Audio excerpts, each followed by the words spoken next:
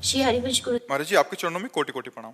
महाराज जी, अपने शरीर के किसी संबंधी के कल्याण हेतु प्रतिदिन कितनी माला जप करके उसको प्रभु को समर्पित करें कि वो भी प्रभु का भक्त या शरणागत? ऐसा नहीं होता है। उसके पुण्य बढ़ सकते हैं लेकिन वो भक्त नहीं बन सकता।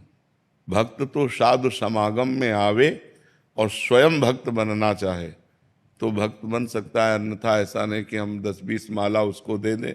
उसके पुण्य बढ़ सकते हैं, उसको लौकिक लाभ प्राप्त हो सकता है, लेकिन बौद्धिक स्तर जब तक नहीं बदले, जैसे सांप अंदर बिल के है और ऊपर हम इत्र छिड़क दें, चंदन लगा दें, क्या सांप को पहुंच जाएगा क्या? अब हमारी बात सुनो। या लाठी से मारे तो क्या सांप मर जाएगा क्या? तो अंदर जब हमारे अंतःकरण में जो हमारी बुद्धि है वो जब तक परिवर्तित नहीं होगी तब तक भक्ति कैसे आ जाएगी? ऐसे भक्ति कैसे आ जाएगी? तो हम उसके अंदर भक्ति पैदा कर दें।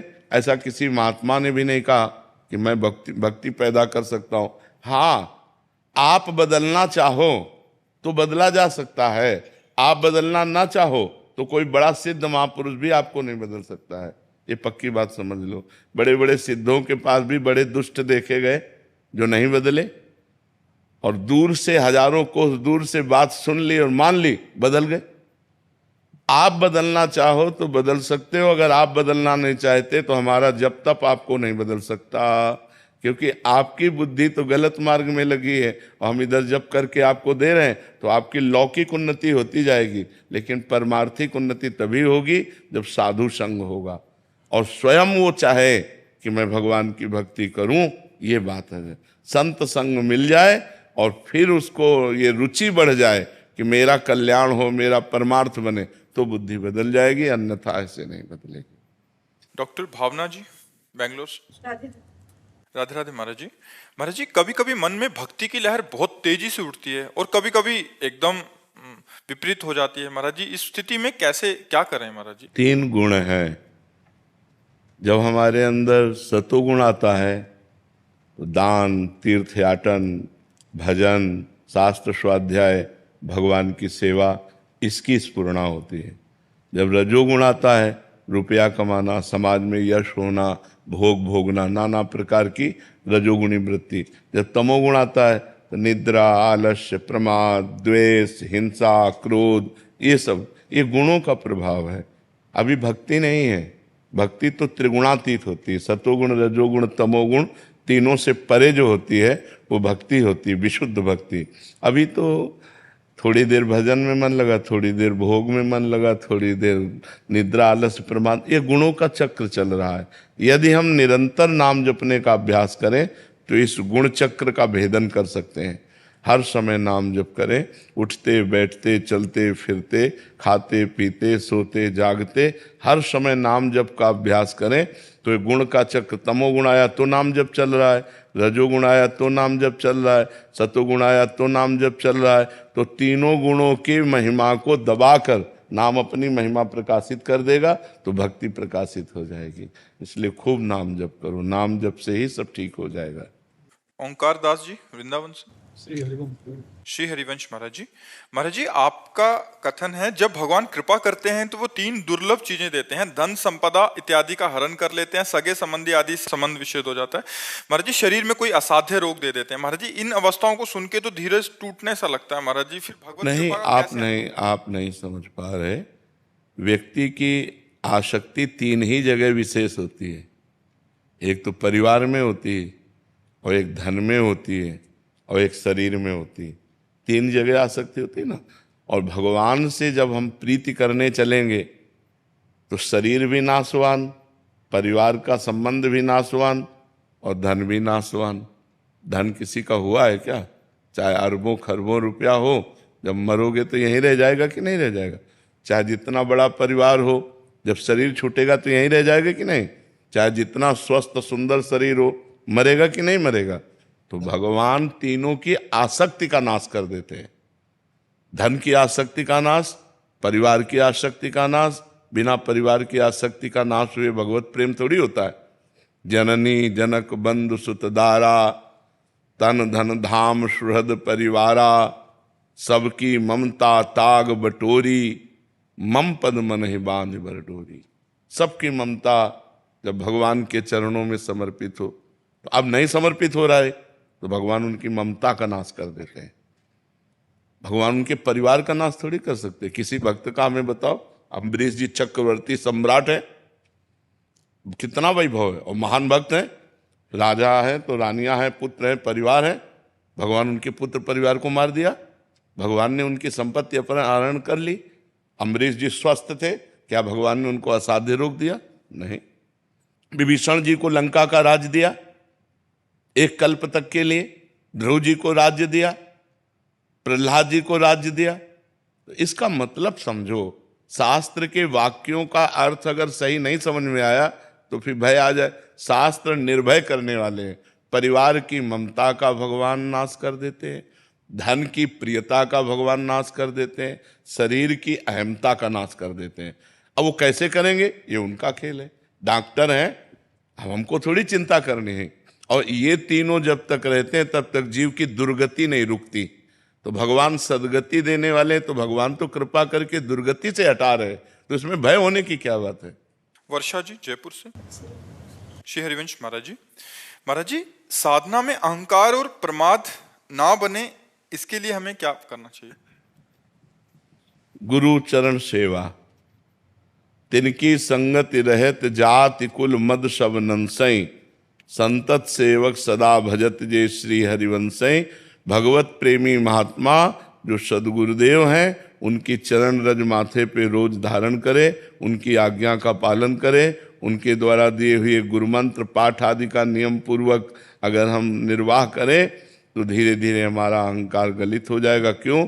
क्योंकि साधन करने से हमें ज्ञान होगा, और ये अहंकार अज्ञान में टिका हुआ है। जहाँ ज्ञान प्रकट हुआ तो अहंकार नष्ट हो जाएगा, बिना ज्ञान हुए अहंकार नष्ट नहीं होगा। ये अविद्या है। जब विद्या का प्रादुर्भाव हो, ज्ञान का, तभी अविद्या ढहे। तो इसलिए हमें अपने सदगुरुदेव की उपासना करनी चाहिए। जो सदगुरुदेव ने नाम मंत्र, जो पाठ, जो उपासना बताई, उसी के अनुसार हम बहुत लंबे समय तक चलते रहें तो हमारा अहंकार धीरे धीरे गलित हो जाएगा। सदगुरुदेव की कृपा से सब ठीक हो जाता है। गुरुदेव कृपा करें तो अहंकार चट से नष्ट हो जाए, क्योंकि यह जन्म जन्म का यह अहंकार जन्म मरण के चक्र में फंसाने वाला, गुरुदेव की कृपा दृष्टि पड़ते ही ठीक हो। अज्ञान तिमिरांधस्य ज्ञानांजन शलाकया चक्षुरुन्मीलितम येन तस्मै श्री गुरुवे नमः। जो गुरुदेव भगवान अज्ञान रूपी अंधकार का नाश करके हमारे ज्ञान रूपी नेत्र खोल देते हैं, ऐसे सदगुरुदेव को प्रणाम है। शांतनु कौशिक जी। राधा वल्लभ। श्री हरिवंश महाराज जी, सबकी आत्मा एक है तो मोक्ष किसका होता है महाराज जी? मोक्ष और कल्याण में क्या अंतर है महाराज जी? मोक्ष होता ही नहीं है। जो मोक्ष कहा गया है वो ये बात कही गई जैसे हमने माइक पकड़े, हमने छोड़ दिया, इसी को मोक्ष कहते हैं। आत्मा को कभी, हमको कभी माइक पकड़ सकता है क्या? ये जड़ शरीर आत्मा को कभी पकड़ सकता है क्या? कभी नहीं। आत्मा ने इसे स्वीकार किया। ये भूल मिट जाना ही मोक्ष है। जो मैं शरीर हूं, ये भाव बन गया, ये भूल मिट जाना ही मोक्ष है। इस स्थिति में भी कभी बंधन आत्मा का नहीं है। इस स्थिति में, अज्ञान की स्थिति में भी कभी आत्मा का बंधन हुआ ही नहीं। त्रिकाल में न पहले था, न अब है, न बाद में होगा। जब देखो, गोस्वामी तुलसीदास जी लिख रहे हैं बड़ी सूक्ष्मता से, जड़ चेतन ही ग्रंथि पड़ गई। समझ रहे हो? जड़ चेतन ही ग्रंथि पड़ गई, यद्यपि मृषा छूटत कठिनई। यद्यपि झूठी है, जड़ चेतन की ग्रंथि कभी लगी नहीं सकती, पर छूटत ही कठिनई, क्योंकि हमने पकड़ रखा है। हमने मान लिया शरीर मैं हूं, हमने मान लिया हमारा परिवार है, हमने मान लिया मैं कर्ता भोक्ता हूं। अब बंध गए। यही कर्ता भोक्ता भाव जब दिव्य ज्ञान के द्वारा हटता है और ये भाव आ जाता है कि मैं ब्रह्म हूं, तत्वमसि, मैं वही परम तत्व, ये बोध अपने आप से अपने आप का हो गया, मुक्त हो गया। क्योंकि पहले भी मुक्त था, बाद में भी मुक्त रहेगा, बीच में भी मुक्त है। उसने पकड़ रखा, उसको किसी ने नहीं पकड़ रखा, कोई गांठ नहीं बंधी। पर छूटत कठिनाई, बिना साधना के छूट नहीं सकती है। समझ पा रहे हो?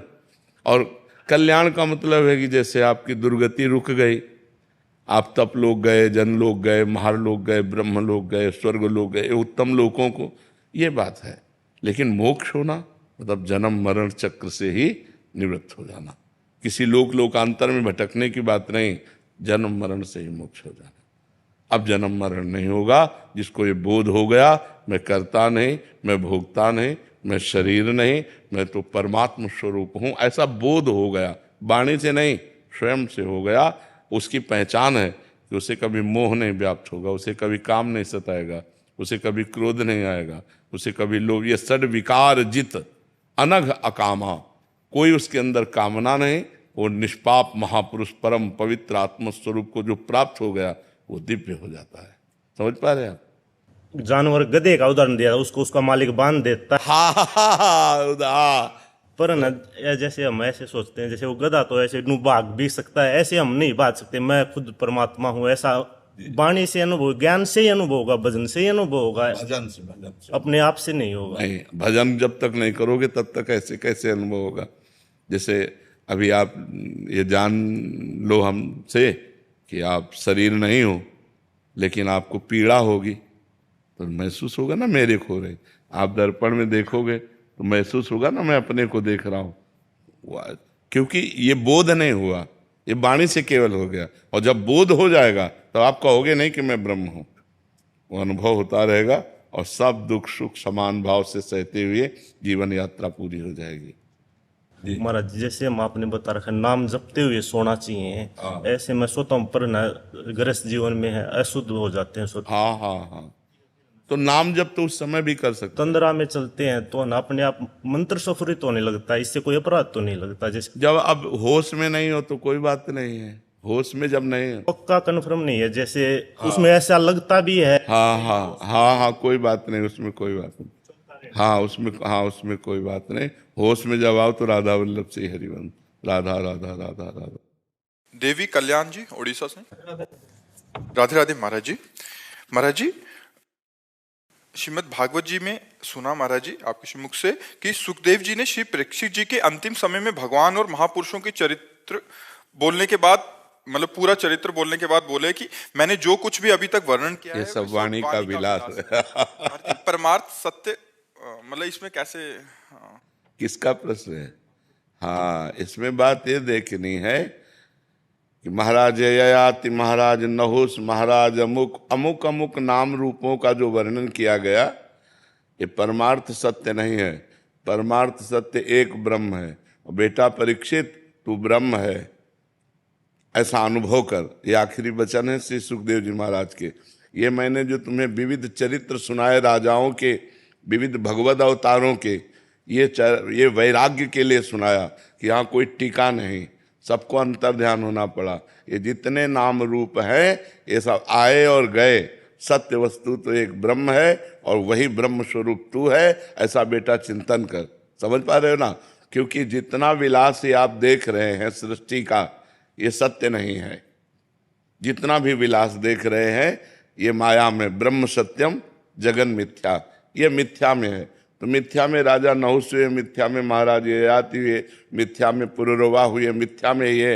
अब आखिरी अंतिम जो चिंतन बनाना है जिससे मोक्ष की प्राप्ति होनी है, तक्षक काटे और दुर्गति ना हो, तो इसलिए कहा कि 7 दिन तुम्हारे पास थे तो हमने बड़े बड़े नृपतियों के, बड़े बड़े महापुरुषों के चरित्र सुनाए, जिससे तुम्हें वैराग्य हो जाए कि यहाँ कोई संसार में टिका नहीं, सबको जाना है। और जिनके भी, कहाँ है ययाति, कहाँ है नहुस, कहाँ है पुरुरवा, कहाँ है भगीरथ, बड़े बड़े महापुरुष सब आए और अंतर ध्यान हो गए। लेकिन उनमें जो था, भगीरथ बनने के पहले जो था वो ब्रह्म, भगीरथ बनने के बाद जो बचा वो ब्रह्म, तो बीच में कौन था? ब्रह्म ही था।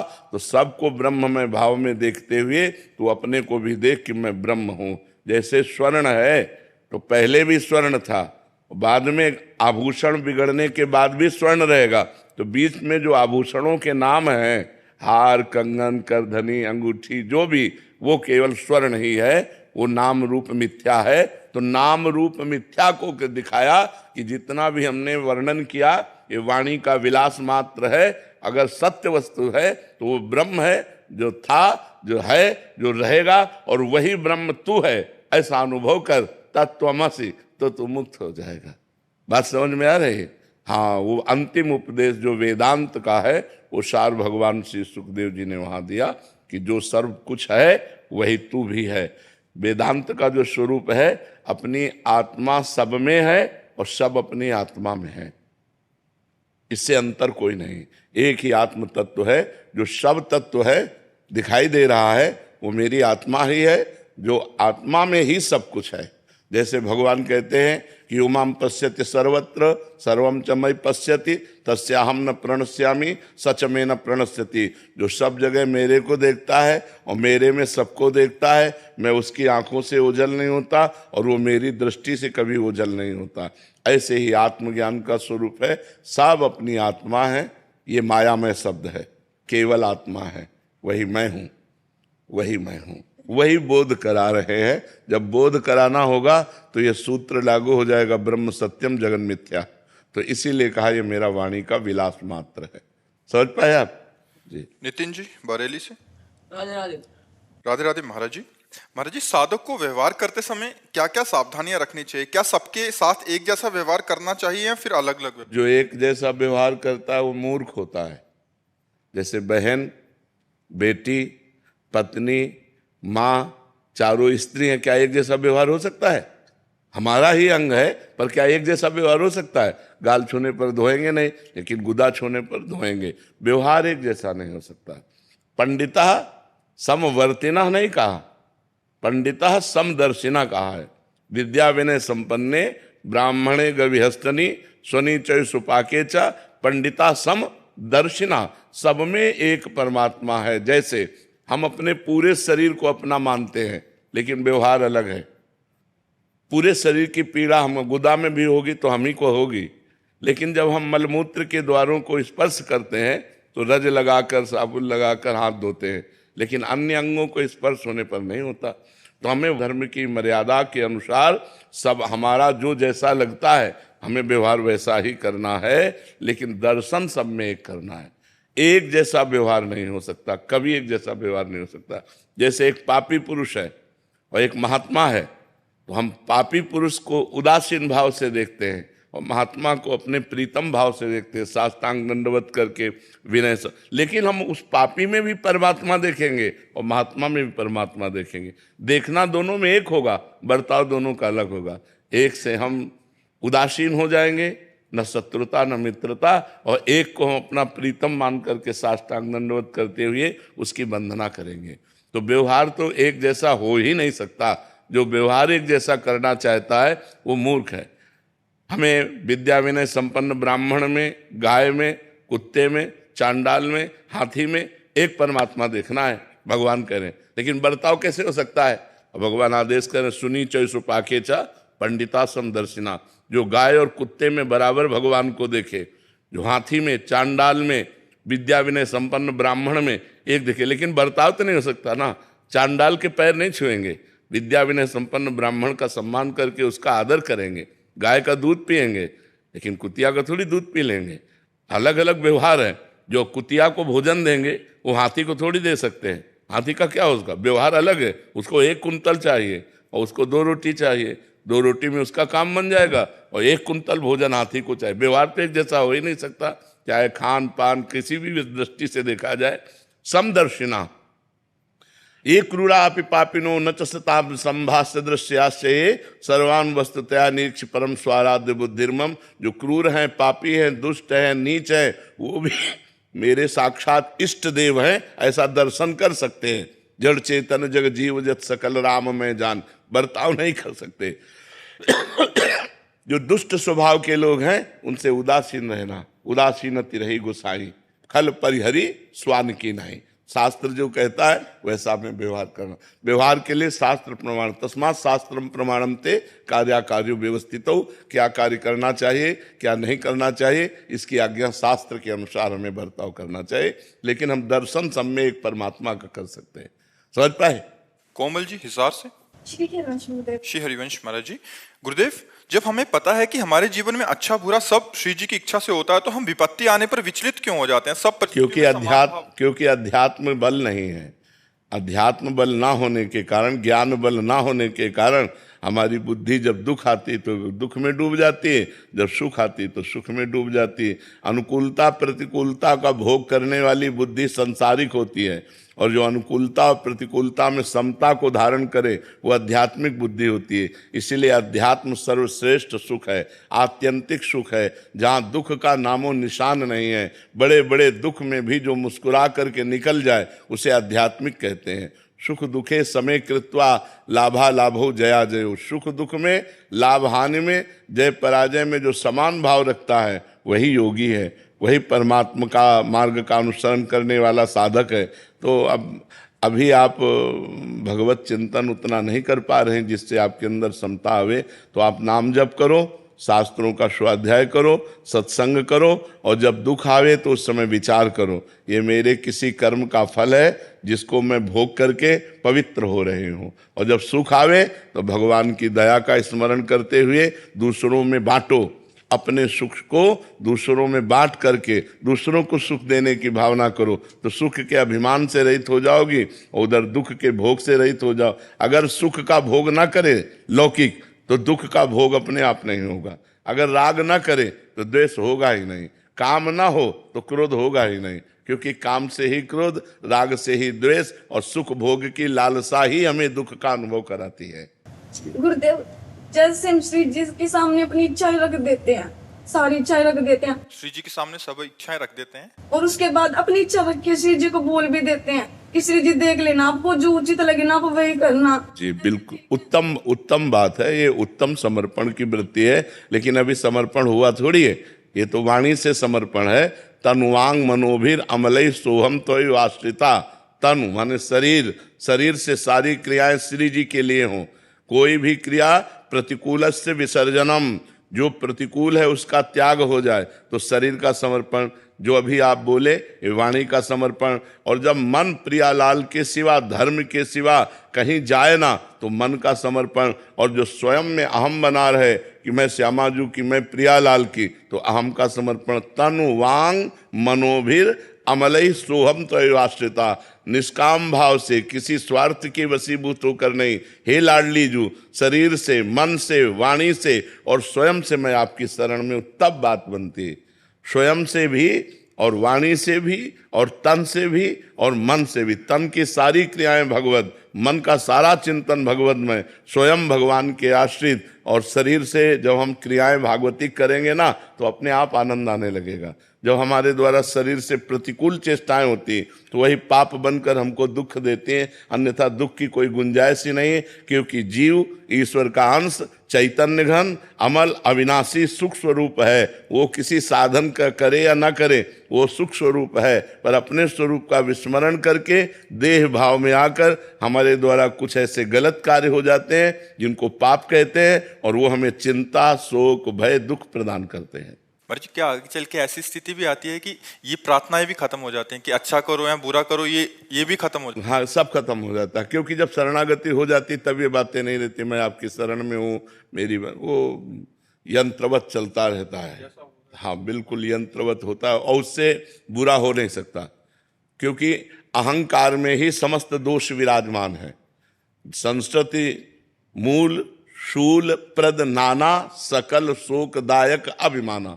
जो देहाभिमान है यही जन्म मरण का हेतु है। इसी में काम क्रोध आदि का अटैक होता है, यही हमको बांधे हुए है। अगर भजन के प्रभाव से, सदगुरु की सेवा के प्रभाव से देहाभिमान गलित हो जाए तो देखेगा गुणानुगुण वर्तन्ते मनुष्या पार्थ सर्वसा। गुणों के द्वारा प्रकृति का शरीर, प्रकृति की क्रियाएं हो रही, पर वो शास्त्र संयमित, क्योंकि भगवान को अर्पित है। अहम गलित हो गया, अहम से पाप होता है। मैं स्त्री हूं तो पुरुष का आकर्षण, मैं स्त्री हूं तो नाना प्रकार के व्यवहार का सृजन, मैं यही हमारे जन्म मरण का हेतु है। और जब यही मैं शुद्ध ब्रह्म स्वरूप हो जो है अनुभव आ जाता है, तो फिर ये सब मलिनताएं नष्ट हो जाती हैं। उसी जब हम भगवान की शरण में हो गए तो अहम नष्ट हुआ, या हम ब्रह्म स्वरूप का चिंतन किया तो अहम नष्ट हुआ। अहम नष्ट हुआ तो गलत काम हो ही नहीं सकते, पाप हो ही नहीं सकता। अगर कोई व्यवहार में ऐसी त्रुटि हो जाती तत्काल भस्म हो जाती, उसके ऊपर लागू नहीं होती, क्योंकि अहंकार नहीं है। अभिनव जी दिल्ली से। राधे राधे स्वामी। राधे राधे महाराज जी। महाराज जी, देह त्यागने के बाद हमारे इष्ट भगवान की प्रतिमा की चिंता होती है महाराज जी, उनका ध्यान कौन रखेगा महाराज जी? हाँ, ये तो होती है, प्यार के कारण होती है, पर ये तो होगा, ये तो होगा। सब बड़े बड़े महापुरुषों का, जैसे आचार्यों का, हरिदास जी के ठाकुर बिहारी जी तो सेवा हो रही ना, हरिवंश महाप्रभु के ठाकुर जी राधा वल्लभ लाल तो सेवा हो रही, गोपाल भट्ट जी के राधा रमण जी तो सेवा हो रही। अब अपने ठाकुर हैं तो बस यही है, जब तक जीवित हैं तब तक सेवा। अब इसके बाद उनकी क्या लीला होगी वो खुद जाने, समर्थ है, वो अपना कर लें जो व्यवस्था उनकी करनी हो। पर प्रेमी जनों को तो चिंता होती है। ऐसी हमें भी हुई थी, जब हमारा शरीर अत्यंत अस्वस्थ, अब भी अस्वस्थ ही रहता है, तो हमें चिंता हुई कि हमारी श्री जी की सेवा कौन। तो श्री जी ने हजारों हाथ प्रकट कर दिए, हजारों लोग सेवा में सब।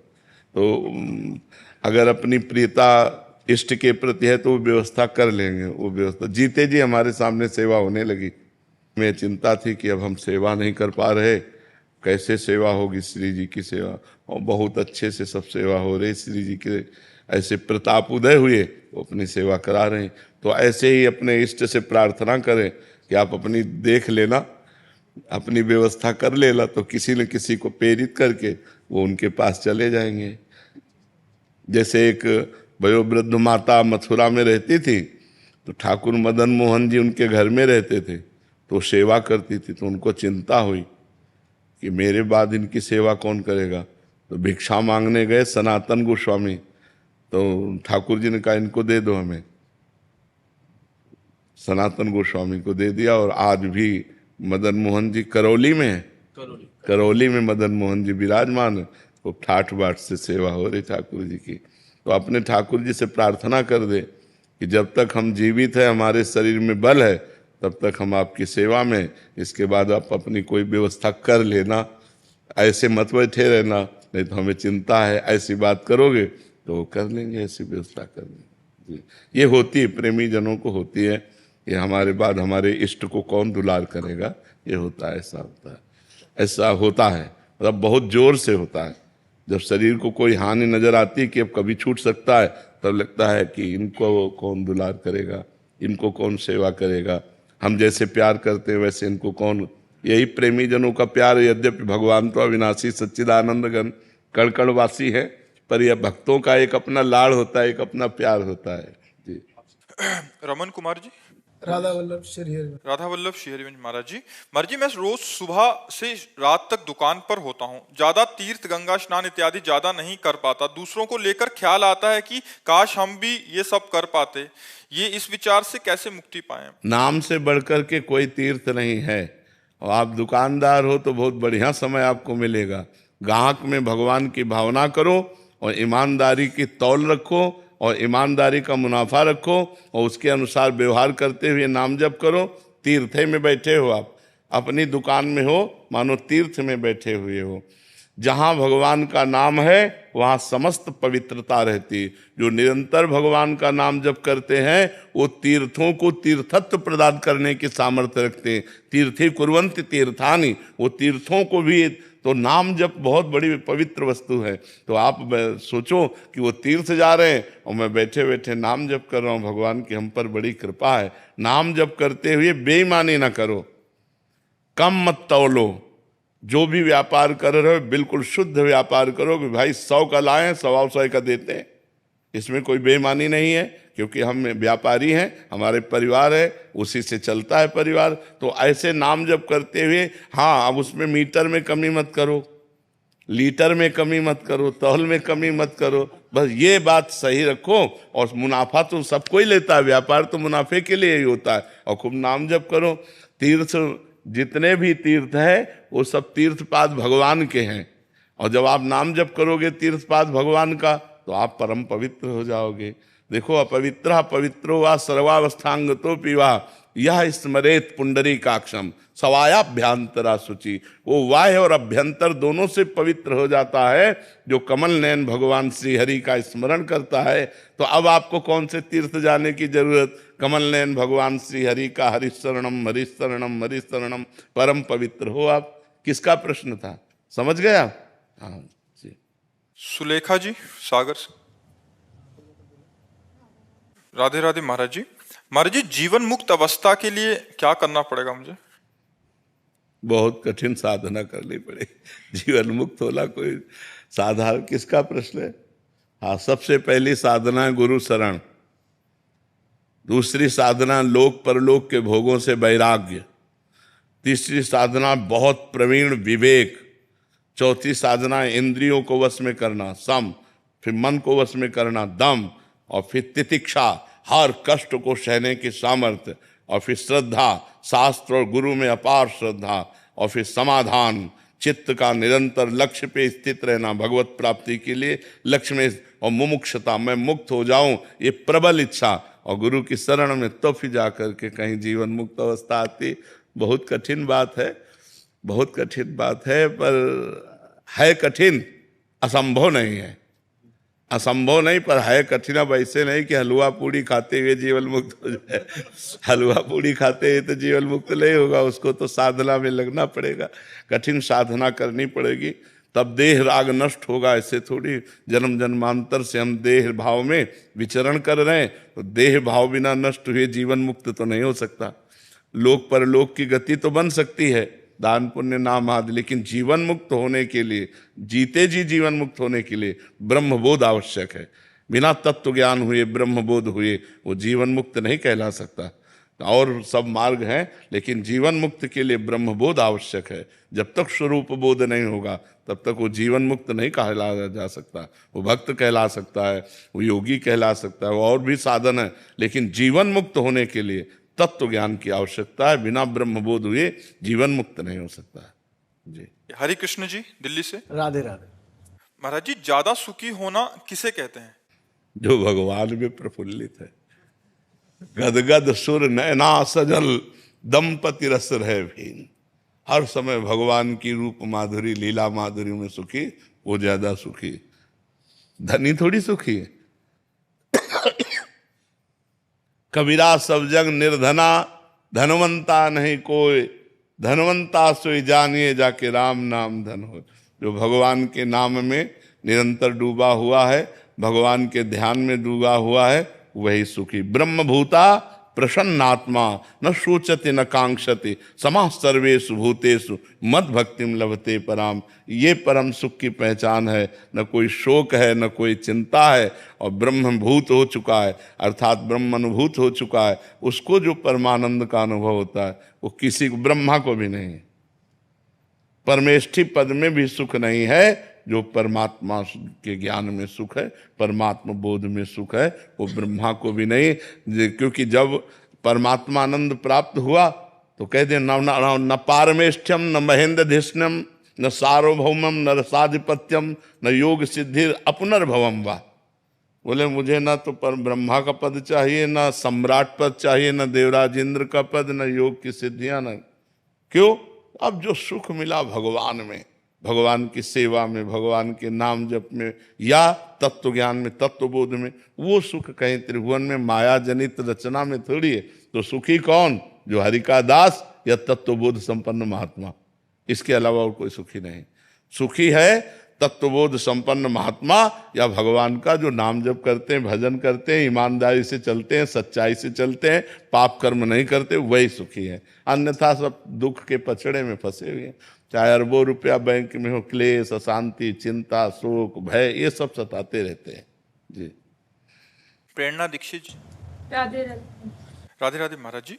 महाराज जी, जब मन कुछ कहे और हृदय कुछ और, तो उस समय हम क्या चुने? सही मार्ग कैसे पहचाने? अब पहले ये बता, तुम हृदय किसे कहते हो, मन किसे कहते हो?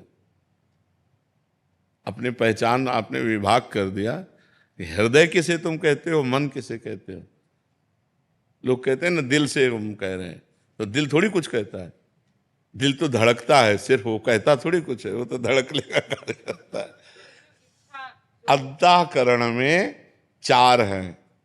एक है बुद्धि, एक है मन, एक है चित्त, एक है अहम।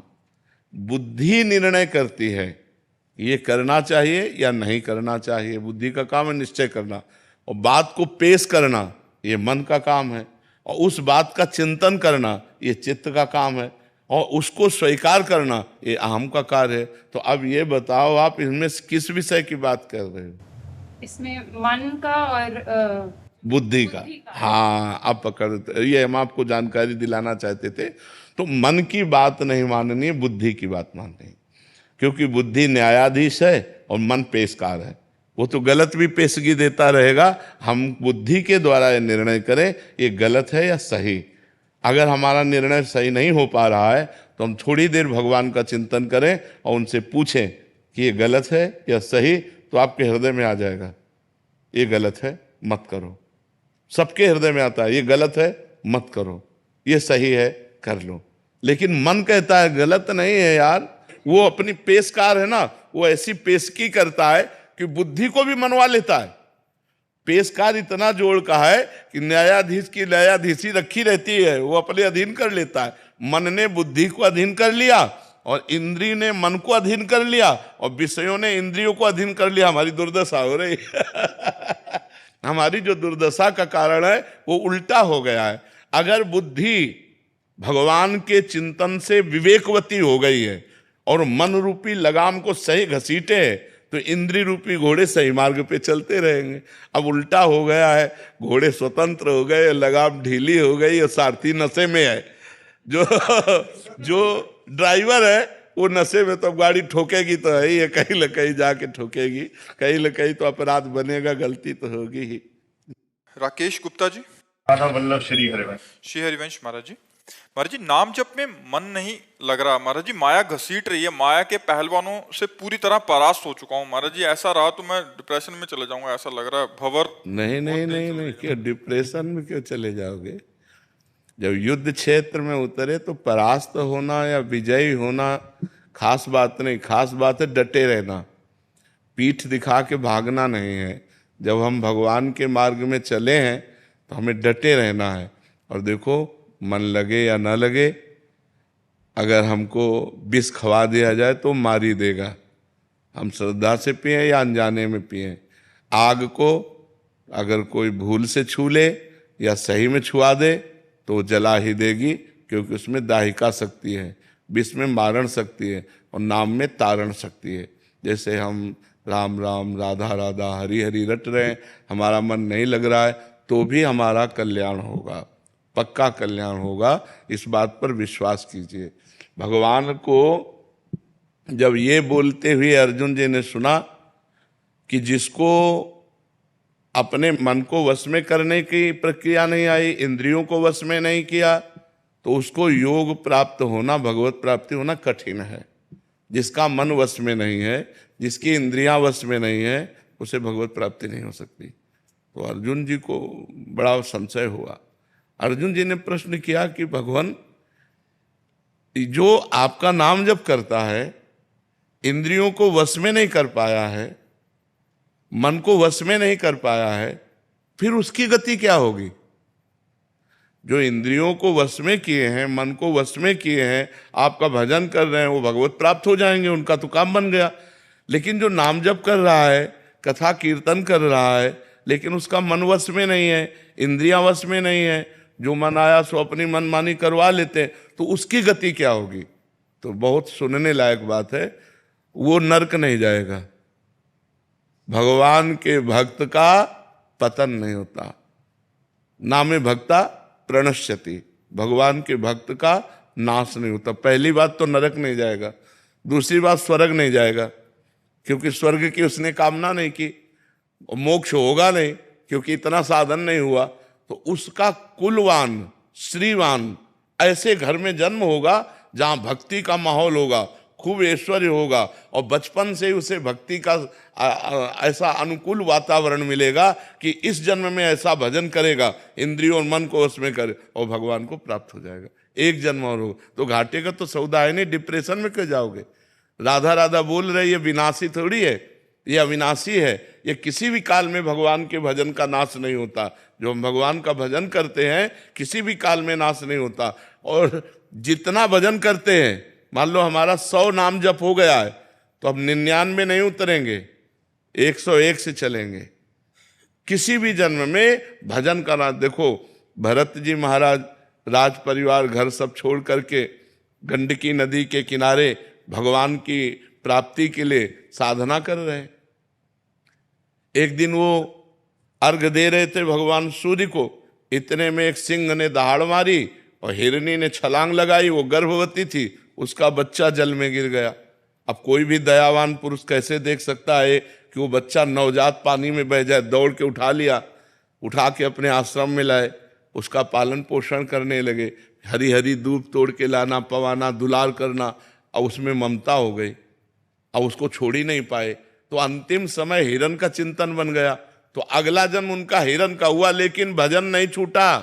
आप भागवत में पढ़ के देख लीजिए, उस हिरण शरीर को गंडकी नदी में खड़ा करते और सूखे पत्ते खा करके वही मंत्र जपते जो राजर्षि भरत के रूप में भजन किया। और अगला जन्म ब्रह्मबोध संपन्न महापुरुष जड़ भरत के रूप में हुआ। भजन का कभी नाश नहीं होता। इसलिए डिप्रेशन वाली तो सब बात ही नहीं। ऐसा तो व्यर्थ तो हो ही नहीं सकता। केवल जबान से नाम जपने मात्र से जीव का परम कल्याण हो जाएगा। राम नाम मणिदीप धर, जीह देहरी द्वार, तुलसी भीतर बाहिरो, जो चाह सुजियार। मन लगे न लगे, राधा राधा कह रहे हैं, राम राम कह रहे हैं, कृष्ण कृष्ण कह रहे हैं, शिव शिव कह रहे हैं, परम आनंद मिलेगा। आप इसकी चिंता न करें। हाँ, जहाँ तक आपका बस है वहाँ तक आप गलत आचरणों से अपने को बचाइए। जब नहीं बचा पा रहे हैं तो भगवान के सामने ऐसे हो जाइए कि हे नाथ, देख लो मेरी सामर्थ्य नहीं, आप ही कृपा करके मुझे बचाओ, और ना बचाओ तो आप ही तारो। मैं जैसा नीच पापी पतित हूँ, अब आपका हूँ, आप देख लेना। ठीक है। हाँ, डिप्रेशन वाला शब्द ही उच्चारण मत करो, बिल्कुल नहीं। ये आनंद का मार्ग है, डिप्रेशन का मार्ग थोड़ी।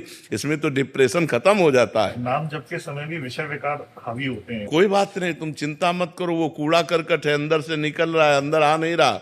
जब नाम जप करते हैं और गंदी गंदी बातें मन में आती हैं तो मन में आती नहीं है, वो मन से जाती हैं। क्योंकि नाम जब चल रहा है वो मन को निर्मल कर रहा है। और उस समय ऐसी भावना करो कि हमारे मन से गंदगी निकल रही है, आ नहीं रही। क्योंकि भगवान के नाम का पहरा है, नाम पाहरू दिवस निशी।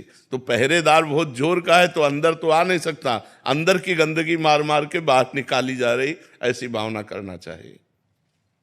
गुरुर्ब्रह्मा गुरुर्विष्णु गुरुर्देव महेश्वरा, गुरु साक्षात परब्रह्म तस्मै श्री गुरुवे नमः। यदि अपने गुरुदेव को हम परब्रह्म रूप में देख लें तो हमें और कौन से ब्रह्म की प्राप्ति करनी है। उन्हीं का चरणामृत पिएं, उन्हीं के आश्रित रहें, और जब दर्शन करें तो ब्रह्म रूप दर्शन करें तो भगवत प्राप्ति हो जाएगी। गुरु साक्षात भगवान है, भगवान और गुरु में भेद थोड़ी। और सन्यासी संत तो नारायण का स्वरूप है, साक्षात नारायण स्वरूप। बस हमारी समझ मनुष्य वाली बुद्धि है ना कि थोड़ा अच्छे संत हैं, ब्रह्म बुद्धि नहीं हो पाती। जैसे गुरु पे ना कि अच्छे साधक हैं, अच्छे संत हैं, पर ये बुद्धि नहीं हो पाती कि ये मेरे परब्रह्म परमात्मा है। अगर गुरु में परब्रह्म परमात्मा भाव जिस साधक का हो गया, मुक्त हो गया। उसके लिए कोई साधन नहीं, वो अपने गुरु की कृपा से मुक्त हो जाएगा। ध्यान मूलम गुरु मूर्ति, पूजा मूलम गुरु पदम, मंत्र मूलम गुरु वाक्यम, मोक्ष मूलम गुरु कृपा। महाराज जी, हमारा श्रद्धा है भगवान के प्रति, साधु के प्रति श्रद्धा है, इसीलिए मैं घर छोड़ दिया। बाद भी मेरे श्रद्धा वो कोमल श्रद्धा दृढ़ीभूत नहीं हो रहा, मैं क्या करूं आप बताइए महाराज। हाँ, इसमें क्या है कि थोड़ा व्यवहार से हटना पड़ेगा। व्यवहार में विषमता होती है। हमारी श्रद्धा व्यवहारिक श्रद्धा अभी परमार्थिक श्रद्धा की दृढ़ता नहीं ले आई कि हमारे सामने कोई गलत करे और उसे भगवान माने। ऐसा नहीं हो सकता। तो इसलिए हमें थोड़ा व्यवहार से बचना चाहिए और खूब नाम जप करना चाहिए और भगवान से प्रार्थना करनी चाहिए कि हमारी श्रद्धा इतनी दृढ़व्रती हो जाए कि हमारे सामने अगर गलत हो रहा है तो भी मैं आपको देखूं, गलती को ना देखूं, आपको देखूं, आप पे श्रद्धा रहे। हम क्रियाओं को ना देखें, उस क्रियाओं के कर्ता